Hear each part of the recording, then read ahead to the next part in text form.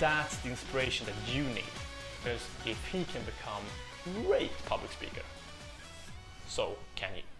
Warm welcome everybody, Philip Rainby here, public speaker and public speaking coach. Nice of you all to be here today, where we are reviewing and reacting to an absolute hero of mine.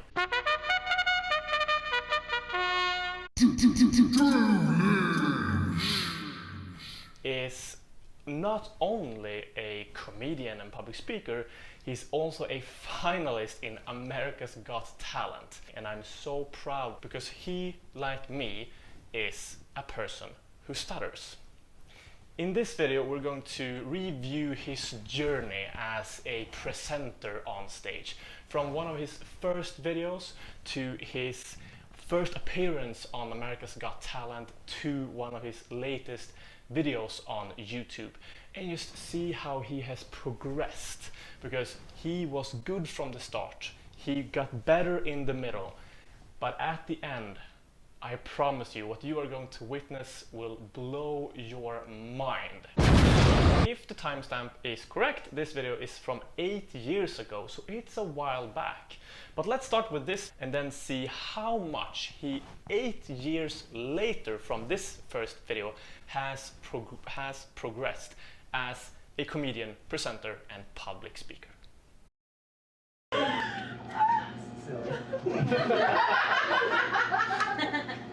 Yes, today a guy asks me how to get to Chipotle, and as I'm giving him directions, he's doing this. First of all, start off with this one. How he tilts his head to the side and smiles to the audience. You can almost hear the "aww" in the background. Aww. This creates empathy. Whenever you tilt your head and smiles, that creates empathy within the people you are talking to. So that's a great trait to use when you are doing public speaking. Whenever you want people to be less critical about you, to have stronger empathy for you, tilt your head a little to the side and smile. We can also see here how he uses functional gestures when he speaks, and he has great facial expressions. This is one of the reasons why he can pull this sketch off in such a comedic way, because his facial expressions are just on point and really tells a story just through how he moves his eyes, how he opens them up, and how he goes from smiling to serious in just like that. Also a great facial expression skill. No, I'm scared to have kids because I'm afraid that they'll be born with what I have, a disappointed father.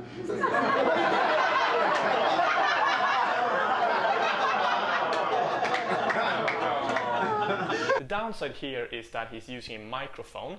I understand when you are doing comedy, you are using a microphone instead of a headset. But when you are doing a presentation or performing general public speaking and not stand-up, use a headset so that you can move both of your arms, because you can use your functional gestures a lot more. He's doing a little wobbly. Do you guys see that? He's going like a little forth and back, almost like he leans on his hip. Usually this is a sign of nervousness when you're doing public speaking, when you're standing on stage. Most people go forth and back like this, moving their hip almost like they're dancing. Try to avoid that whenever you are doing a presentation. Try to stand still when you are talking. You can move forth and back and keep your body and your eye contact with the audience. But doing nervous tics like with your hands or something, or just moving your body forth and back like that, that has no meaning in public speaking, and that actually takes away attention from your messages. So avoid that if you can. That was the first video that Drew Lynch has posted on YouTube, from what I can find. It's 8 years old. And already this guy is so amazing. So let's go on to when he had his first appearance on America's Got Talent. Hello. How you doing up there? Hi. So Doing brave. okay? Yes. My name's Drew. I have a stutter. That's what that is. And what is your talent? I'm a comedian. A comedian, okay. And when did you start doing comedy? These guys about are 4 years impressed ago, already. I didn't want to always do comedy, but I had a sports injury. That's why I talk like this. See that? Do you guys see the goosebumps? I mean, the television producers are adding this music that just creates this empathy boost when he tells them that he had a sports injury. I mean, I still get goosebumps just by talking about this. What he does so fantastically good here, and this is the first advice I want to give to you when it comes to this video, is that he tells them what happened. He tells a flaw that he has. He has a stutter, and he sees that as perhaps a flaw, as something that he wish he didn't have. Look at this expression on his face when he says that I didn't always talk like this, I had a sports injury. Doesn't that just create empathy within you? If you can use that when you are doing presentation and you're talking about something tough and you dare to be personal and share your flaws and what you think are tough things in your life, if you dare to share that, people will become, they will get empathy for you. If you increase empathy in people, their critical thinking will get lower. A bad presentation can still get a good outcome just because people are less critical of you when you increase empathy within them. How does softball cause a stutter? Well, I guess you're not supposed to go to sleep on a concussion, but I know that now. I use that joke. I have myself used that joke in a presentation. I hope so. Hope she's here. And is she supportive of your stand-up career? Or? No. No, she's not supportive. No, I mean, she's sorry, I'm trying not to get emotional. She took on 3 jobs, so I could pursue this. Wow. And Wow. That's a good woman, isn't it? Do you hear what the audience are saying? Wow. And the reason why this is such a good thing, paying respect to his girlfriend, he's sort of saluting her, he's thanking her. And whenever we receive a thank, we feel better about ourselves. And we like the person who gave us that thank.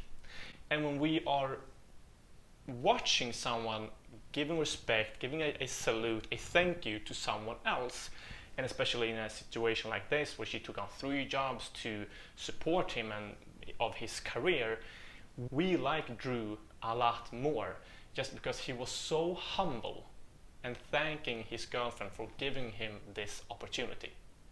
So if you want people to like you better, start by saying thank you a lot more. You're gonna have to marry her, you know. You just gotta. That's what she tells me. Yeah. I'm anxious to hear your act. I wish you the best of luck. The stage is yours.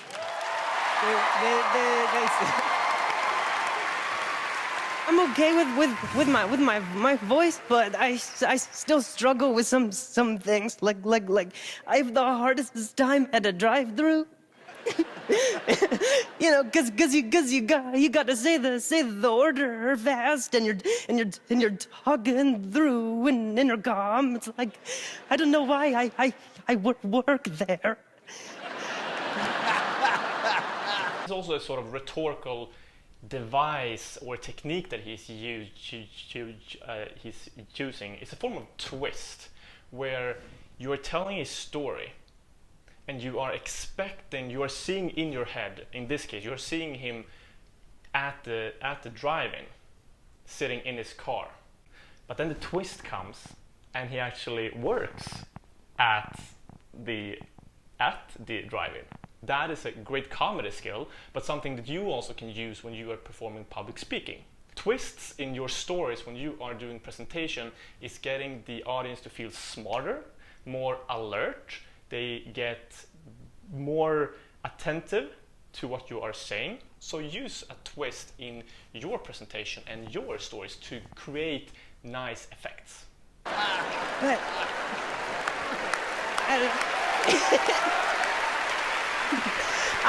I wouldn't get to where people start to use my voice as the voice of their GPS.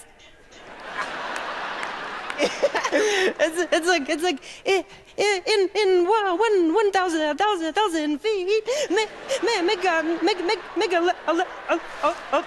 U-turn.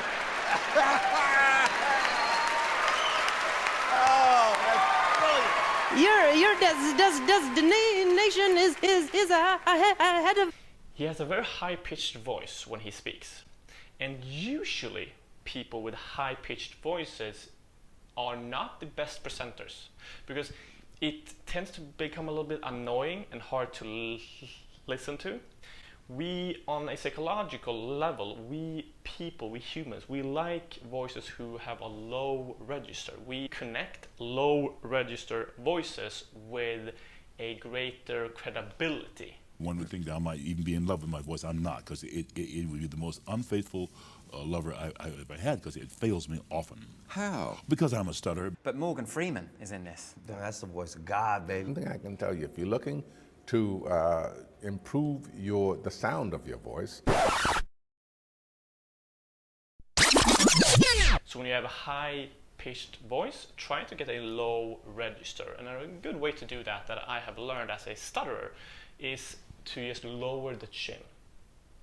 If you have a high-pitched voice, try to lower your chin and you will see that it gets darker and lower. This change, I did not do that myself.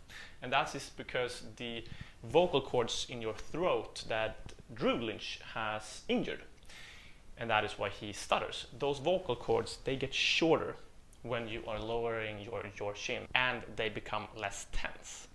So lower your chin and you will get a nice and low register. All right, here's what I thought. I know you're here to make people laugh, but I can't tell you how emotional you make me. Because what you did is you looked for the light at the end of the darkness, and that light is your comedy. And I'm telling you, I haven't been moved by an act like this up until this moment. And because of you, and because of this moment, I want to do something very special.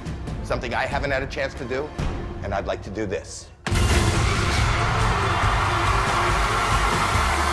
Yay! Drew Lynch.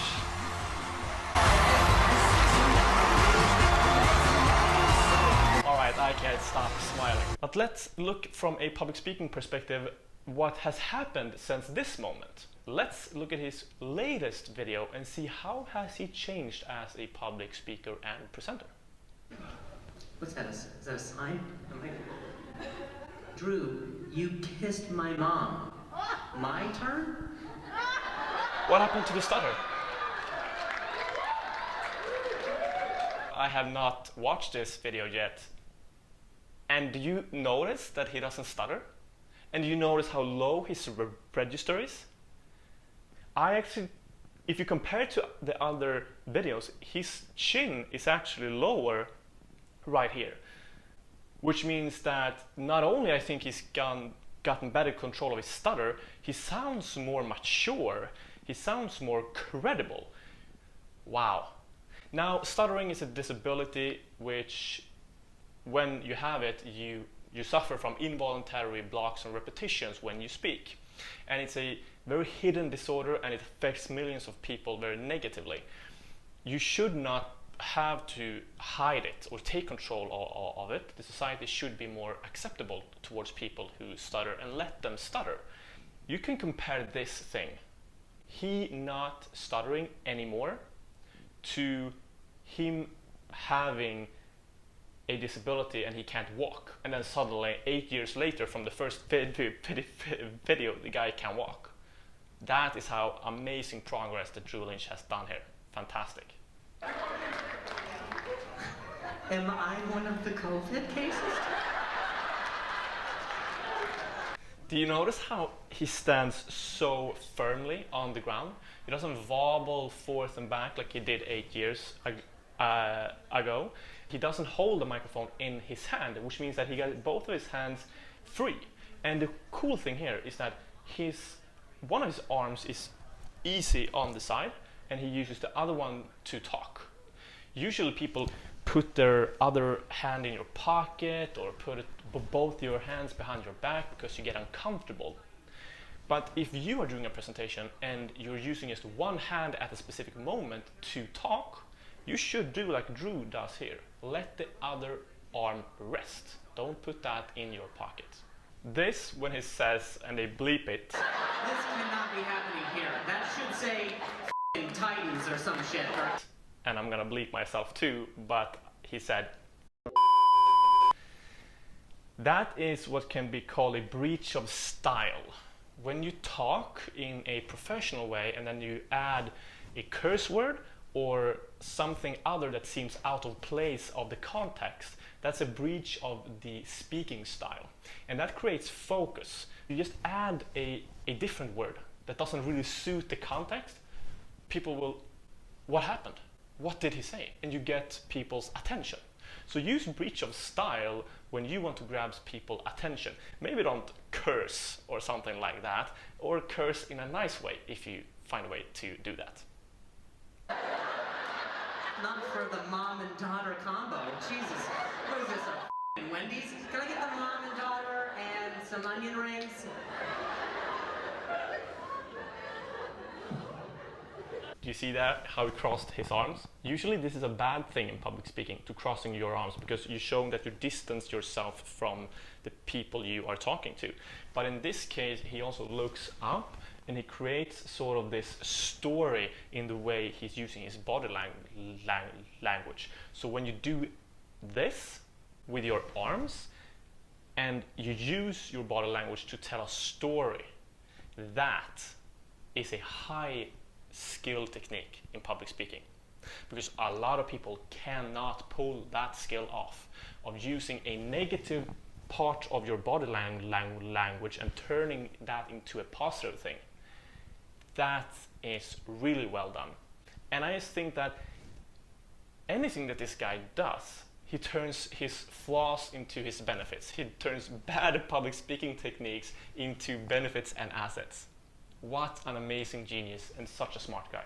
So to summarize, Drew Lynch, you are my hero. You are the hero of so many people out there, just because you have embraced your biggest flaw in life with your stutter and turned it into your greatest asset, and you have perfected your public speaking skills to the point that you, Drew Lynch, do not stutter anymore. And I love how he sort of the proof that my own technique of lowering the chin that gives you this nice register, become more credible, and it's more easy and nice to listen to you. This has also made his stutter disappear, because you cannot see him having this low positioned chin in his other appearances. So thank you, Drew, for, I don't know, accidentally confirming my thesis on how to get a low register in an easy way, and also how to actually take control of your stutter by just changing the position of your chin. And I can't say any more about this guy because he just gives me goosebumps whenever I see a video of him. So thank you, Drew Lynch, for being you. And to all of you who are fearing public speaking, or perhaps have a stutter or something else, embrace your flaws. Do what Drew Lynch has done here, and tell the world about your flaws. And any one of you who are fearing public speaking, if this guy can go on stage and doing what he does, wow, that's the inspiration that you need. Take that inspiration with you and go home, practice your speeches, and then book your first presentation, or tell your boss on your work that you want to do a presentation tomorrow, next week, and use Drew Lynch as inspiration, because if he can become a great public speaker, so can you. My name is Philip Raineby. public speaker and public speaking coach known as the Stuttering Rhetorician. That's all for me this time. See you in the next episode.